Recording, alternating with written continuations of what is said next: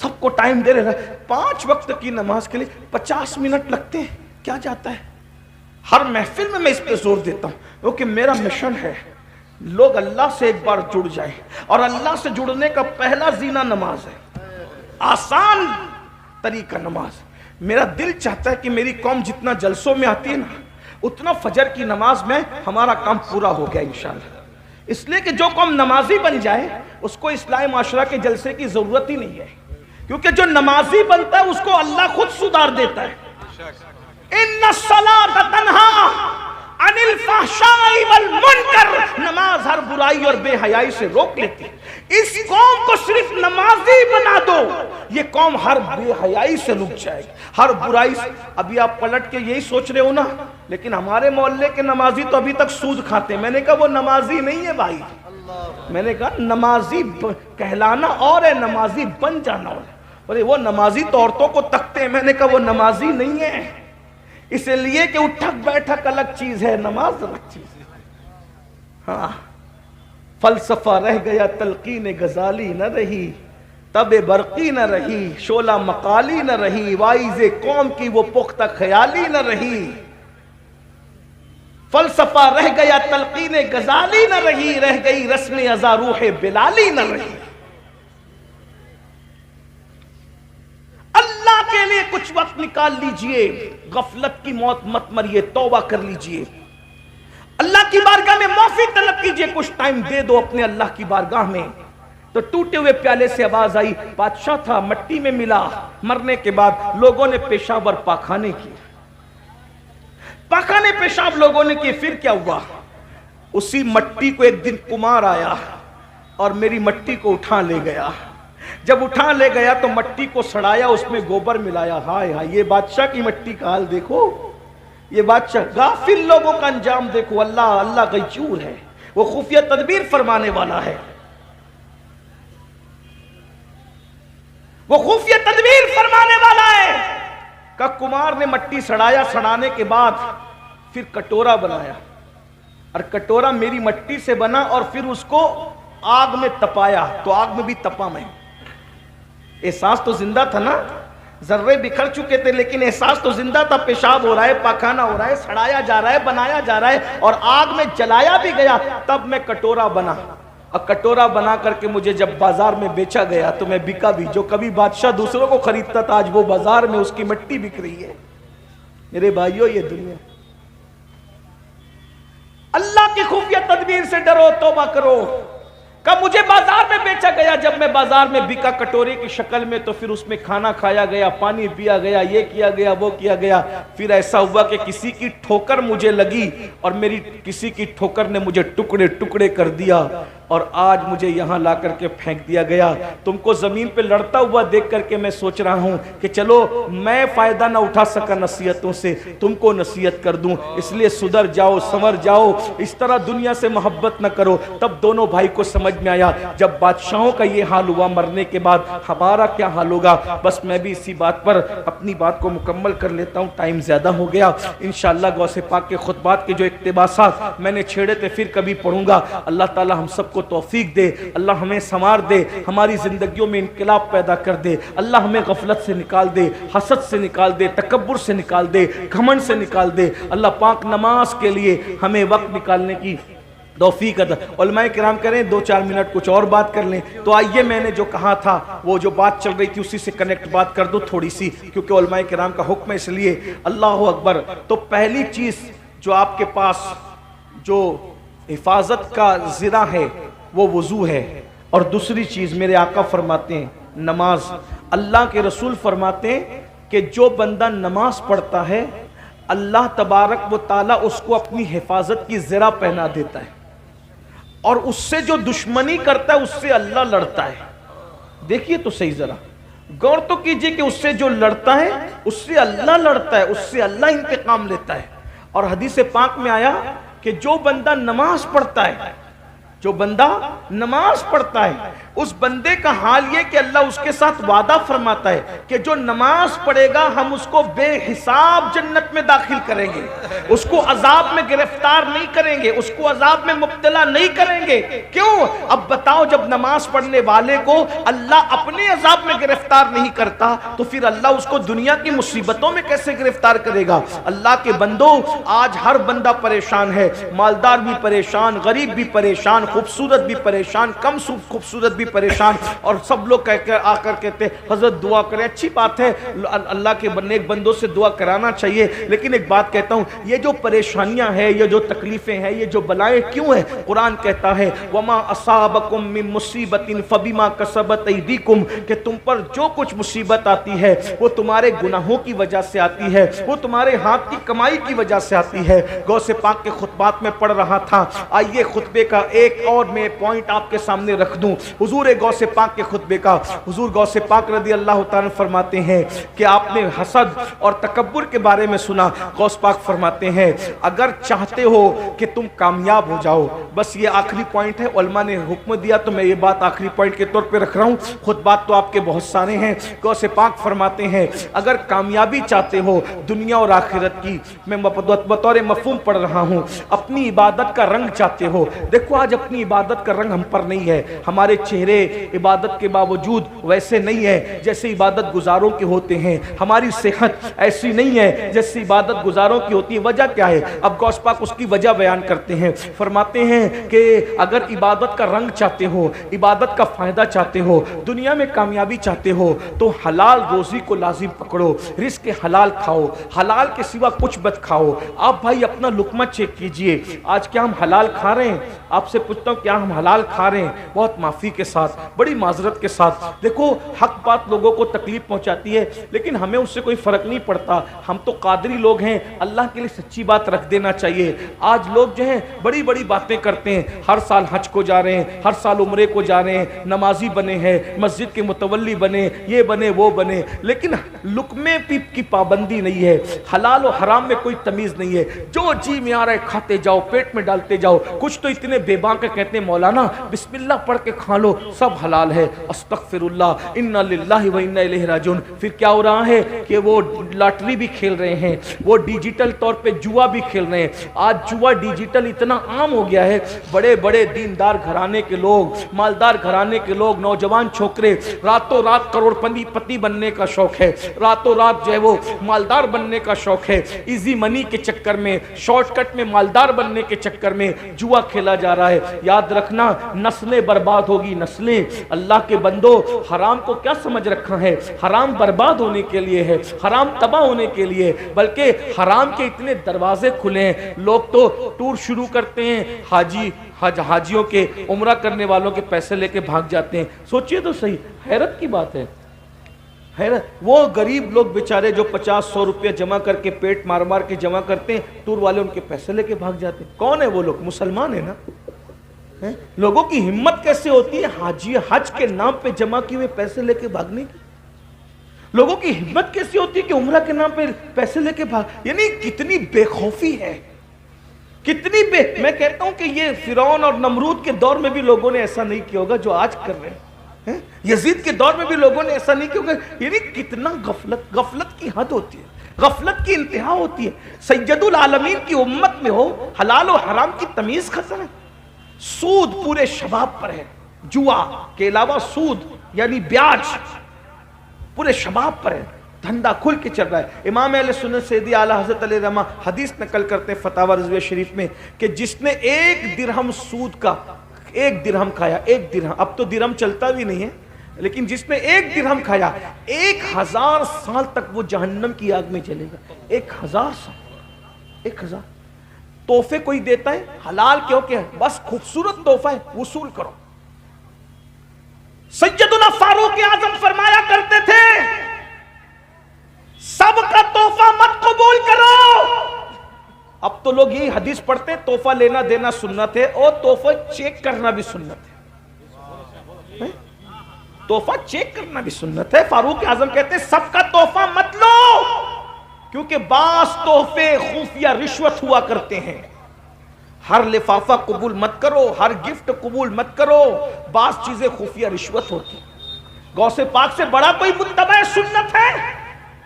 وقت کا بادشاہ، وقت کا تاجدار، جسے دنیا خلیفہ بغداد کہتی ہے، اسلامی حکومت کا بادشاہ اور خلیفہ کہتی ہے. غوث پاک تو اس کو بھی بہت شان سے اس کو نصیحت کرتے تھے. غوث پاک بادشاہ کو جب خطاب کرتے تھے کہتے تھے اے کھجور کے درخت سیدھے رہے ورنہ تجھے بدل دوں گا. غوث پاک بادشاہ وقت کو کھجور کا درخت کہہ کر اس کو اس کی اوقات یاد دلاتے. کبھی کہتے تھے او ستون، او کھمبے، اگر تو سیدھا نہیں رہا تو میں تجھے بدل دوں گا، ہٹا دوں گا تجھے، تیری جگہ دوسرا بادشاہ ہے. یہ کون کہہ سکتا ہے؟ غوث الثقلین کہہ سکتا ہے. غوث پاک کو صرف 11ویں والا پیر سمجھتا ہے. یہ پلاؤ بریانی تک محدود مت رکھو غوث پاک کو. جس نے پوری دنیا میں انقلاب پیدا کیا اس کو عبد القادر جیلانی کہتے ہیں. جس نے بیت المقدس کے فاتحین کو ترتیب دیا ہے اسے شیخ عبد القادر جیلانی کہتے ہیں.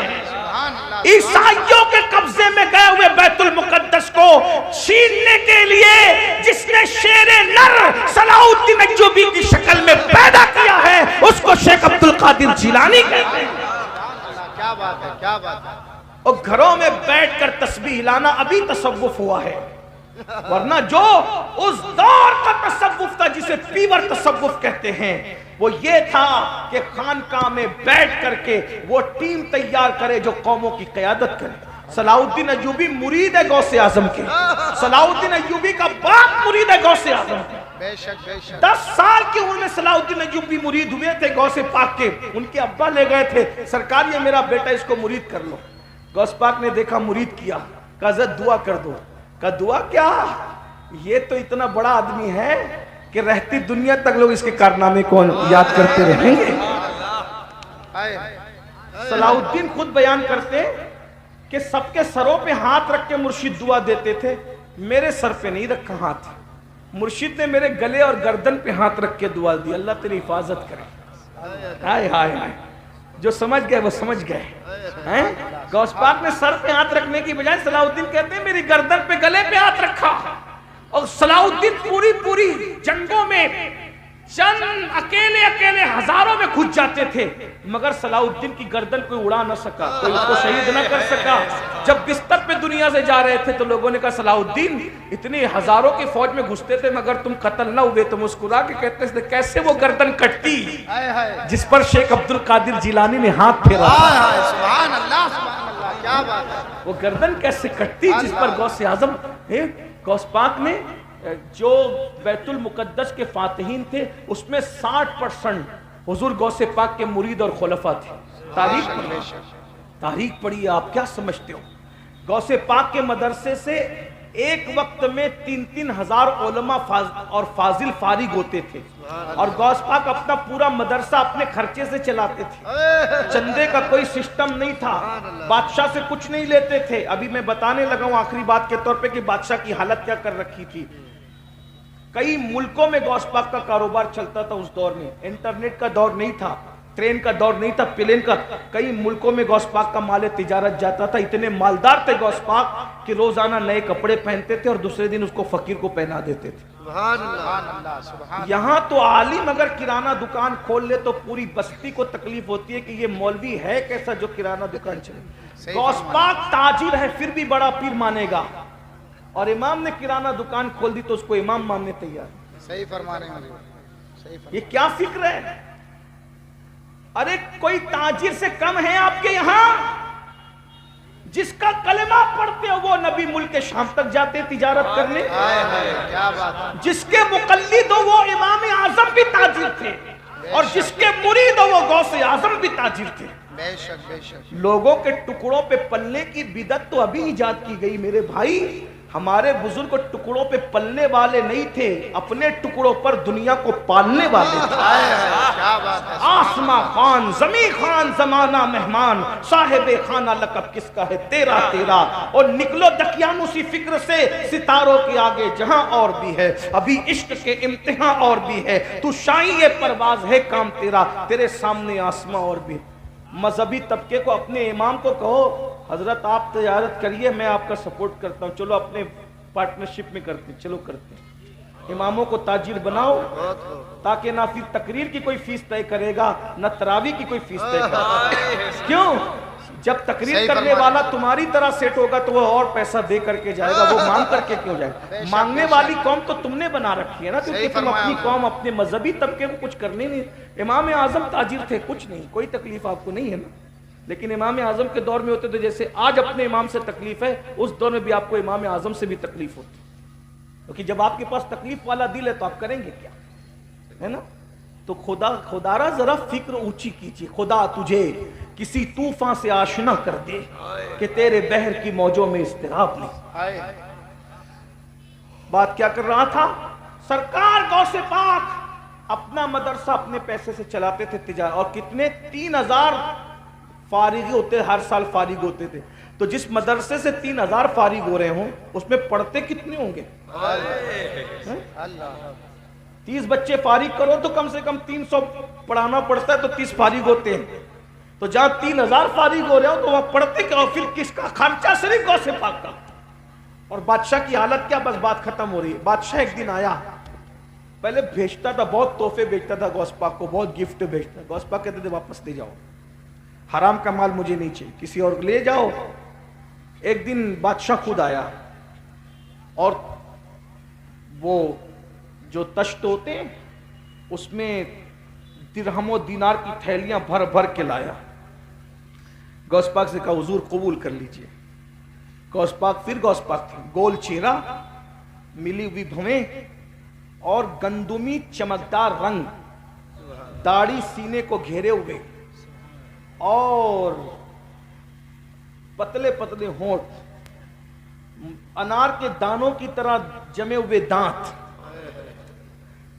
مشک کی جسم سے آتی ہوئی خوشبو جس پر کبھی مکھی نہیں بیٹھی، 70,000 کے مجمع میں اتنی بلند آواز سے گرجدار تقریر کہ پہلا بندہ سنتا تھا تو 70,000 کے مجمع میں آخری بندہ بھی ویسے ہی سنتا تھا۔ سبحان یہ اللہ، سبحان آواز اللہ۔ گرج، اور غریبوں سے اتنا پیار، ان کے ساتھ بیٹھ جائیں، اور بادشاہ آئے تو اس کے لیے اٹھ کے کھڑے بھی نہ ہو، کبھی کبھی اس کے لیے اٹھ کے کھڑے نہیں۔ اور ہم لوگ غریب نظر انداز صحیح فرما رہے ہیں۔ اور مالدار کو غلام، مالداروں کی غلامی۔ غریب کا جنازہ پڑھنے کے لیے کوئی نہیں آتا، اور مالداروں کے یہاں جنازے کا کاندھا بدلنے والوں کی قطار لگی رہتی ہے۔ صحیح فرما رہے ہیں۔ ارے میرے بھائی، کوئی کڑکا کسی کڑکے کو کیا دے گا، کوئی محتاج کسی محتاج کو کیا دے گا؟ مالداروں کی غلامی کرنے والوں، مالدار برے نہیں ہیں، لیکن غریبوں کی بھی کچھ قدر کر لو۔ غوث پاک فرماتے ہیں ایک دن میں نے اللہ سے پوچھا اللہ تو مجھے کہاں ملے گا؟ اللہ سے میں نے پوچھا اللہ تو مجھے کہاں ملے گا؟ تو اللہ نے فرمایا غریبوں کی بستی میں ڈھونڈ لے، تو میری رحمت کو وہیں پہ پا لے گا۔ سبحان اللہ، سبحان اللہ، سبحان اللہ۔ آج تو غریبوں کے پسینے سے بدبو آتی بھائی، آپ تو غریب کی خیریت نہیں پوچھ سکتے میرے بھائی۔ کپڑے دیکھ کر خیریت پوچھتے ہو، موبائل دیکھ کے خیریت پوچھتے ہو، بائک دیکھ کے خیریت پوچھتے ہو، کار دیکھ کے، بنگلے دیکھ کے، تو کیا تم نے دولت کو اپنا خدا بنا لیا؟ معاذ اللہ۔ اگر تم خدا کے لیے خیریت پوچھ رہے ہو تو تمہارے لیے غریب اور امیر میں کوئی فرق نہیں ہونا چاہیے۔ اگر تم خدا کے لیے جنازے میں گئے ہو تو غریب کے جنازے اور امیر کے جنازے میں تمہارے لیے کوئی فرق نہیں ہونا چاہیے۔ بدلو اپنے آپ کو، تبدیل کرو۔ کیا کہہ رہا تھا؟ توجہ۔ بادشاہ نذرانہ لے کر آیا، وہ غوث پاک میں لے جا، تیرا نذرانہ میں نہیں لیتا۔ انہوں نے کہا سرکار قبول کر لیں۔ فرمایا نادان، میں تیری جنت چاہتا ہوں اور تو میری جہنم چاہتا ہے؟ لوگ کے خون پسینے کی کمائی نچوڑ کر میرے پاس لاتا ہے، حرام میرے پاس لاتا ہے۔ اس نے کہا حضور لے لیجئے۔ غوث پاک نے جلال اور غصے کی کیفیت میں 2 تھیلیاں اٹھائی جس میں مال بھرا ہوا تھا، اور اس کو جب نچوڑا ہے فاتح خیبر کے بیٹے نے قوت حیدری سے، تو پھر اس تھیلی سے خون ٹپکتا ہوا نظر آیا۔ غصے میں فرمایا لوگوں کا خون نچوڑ کے لا کے مجھے تحفہ دیتا ہے، اگر تیری نسبت رسول کا خیال نہ ہوتا تو ان تھیلیوں کو اتنا نچوڑتا کہ تیرا محل اس خون میں ڈوب جاتا۔ غریبوں کی رقم لوٹتا ہے، غریبوں کے خون پسینے کو لوٹ کے میرے پاس لاتا ہے، لے جا، یہ جس کی امانت ہے اس تک پہنچا دے۔ غوث پاک ایک خوبصورت جملہ سنے، بات پوری۔ غوث پاک کہتے ہیں اپنی قوم سے تقریر کرتے ہوئے، روزہ رکھتے ہو رمضان شریف کا؟ میں بھی ان کی نقل میں پوچھ رہا ہوں، بولو بھائی رکھتے ہو تو بولو۔ الحمدللہ۔ غوث پاک کہتے ہیں پانی حلال، صبح صادق سے غروب آفتاب تک پانی چھوڑ دیا، تو یہ روزہ ہے، یہی ہے نا روزہ؟ کھانا حلال، صبح صادق سے غروب آفتاب تک کھانا چھوڑ دیا، یہی ہے نا روزہ؟ بے شک۔ وظیفہ زوجیت حلال، صبح صادق سے غروب تک چھوڑ دیا، تین چیزوں کے چھوڑنے کا نام یہی ظاہری روزہ ہے۔ بے شک۔ غوث پاک کہتے ہیں حلال پانی سے دن بھر بچتے ہو، جملہ غور کریں، اسی جملے پہ بات پوری ہوتی میرے مرشد کے جملے پہ، اللہ اللہ کرے کسی کے دل میں بات اترے۔ فرماتے ہیں پانی حلال تھا، دن بھر پانی نہیں پیا، یہی روزہ؟ کھانا حلال تھا، دن بھر کھانا نہیں کھایا، یہی روزہ؟ وظیفہ زوجیت نہیں کیا، یہی روزہ؟ لیکن جب افطار کرنے بیٹھتے ہو تو خون سے افطار کرتے ہو، اللہ۔ افطار خون سے کرتے ہو۔ اب لوگ حیران، غوث پاک پھر غوث پاک کہ ہم خون سے کیسے افطار کرتے ہیں؟ کہ وہ جو کھجور منہ میں ڈالتے وہ کھجور نہیں، اگر کسی کا قرضہ لے کر کے ڈبا دیا تو یہ اس کا خون ہے نا، اللہ۔ کسی کا مال ناحق چھین کر کے نہیں دیا یہ اس کا خون ہے نا، یتیموں کا مال ہڑپ کر لیا، بہن کا حصہ غصب کر لیا، بھائی کا حصہ غصب کر لیا، دیتا نہیں تو وہ کھجور نہیں ہے، وہ لوگوں کا خون ہے، خون، وہ حرام مال لوگوں کا خون ہے، خون۔ تو کہا پانی حلال تھا وہ چھوڑ دیا، کھانا حلال تھا وہ چھوڑ دیا، وظیفہ زوجیت حلال تھا وہ چھوڑ دیا، اور خون تو حرام تھا اس سے افطار کر رہا ہے۔ یہ جو دسترخوان سجے ہیں یہ حرام سے نہیں سجے، اگر یہ حرام سے سجے ہیں تو لوگوں کے خون سے سجے ہیں۔ جو قوم لوگوں کے خون سے افطار کرتی ہو اس قوم کے روزے کا کیا حال ہوگا؟ تو حرام کھانے والا صرف حرام نہیں کھاتا، لوگوں کا خون چوستا ہے۔ تو غوث پاک فرماتے اگر دنیا کی اور آخرت کی کامیابی چاہتے ہو حلال کو لازم پکڑو۔ غوث پاک کا ایک قول، کسی نے کہا غوث پاک مرشد آپ کو اتنی ترقی کیسے ملی، یہ مقام کیسے ملا، یہ مرتبہ کیسے ملا؟ میرے مرشد کہتے ہیں دو چیزوں سے مجھے یہ مقام نصیب ہوا، نمبر ایک میں ہمیشہ سچ بولتا رہا، نمبر دو میں ہمیشہ حلال کھاتا رہا، صدق مقال عقل حلال نے مجھے اس مقام پر پہنچا دیا۔ آئیے ہم بھی سچ بولیں، حلال کو لازم پکڑیں انشاءاللہ۔ آپ کہتے ہیں بہت ٹف ہے حضرت، میں نے کہا کوئی ٹف نہیں ہے، سچی نیت کرو، اللہ کا وعدہ ہے والذین جاہدوا فینا لنہدینہم سبلنا، جو اللہ کی راہ میں کوشش کرتے ہیں اللہ ان کے لیے رستے پیدا کر دیتا ہے۔ اللہ ہم سب کو توفیق عطا فرمائے، دوران گفتگو کوئی غلطی ہو تو اللہ تعالی معاف فرمائے۔ استغفر اللہ ربی من کل ذنب واتوب الیہ وما علینا الا البلاغ۔ السلام علیکم ورحمۃ اللہ وبرکاتہ۔